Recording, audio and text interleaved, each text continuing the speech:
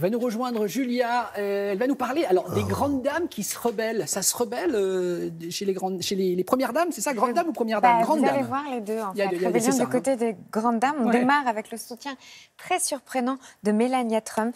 Elle soutient LeBron James. Alors ça avait démarré avec ce tweet très accusateur de Donald Trump qui insulte carrément le basketteur. Il lui dit qu'il est totalement stupide. LeBron James l'avait accusé de racisme.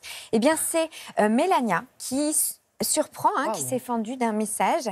Elle dit qu'elle estime le basketteur qui semble travailler et faire des bonnes choses pour les nouvelles générations. Et on sait que les nouvelles générations, c'est vraiment l'action de la première dame aux États-Unis. Première dame toujours, avec Hillary Clinton, qui va travailler aux côtés de Spielberg.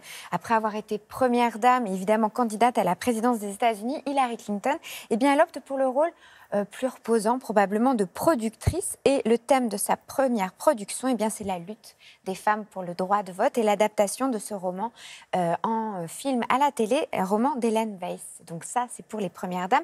Et puis je termine avec l'Angleterre, le Royaume-Uni. 5 ladies souhaitent siéger à la Chambre des Lords. Alors je ne sais pas si vous le savez, mais la Chambre des Lords, seuls les hommes peuvent y siéger.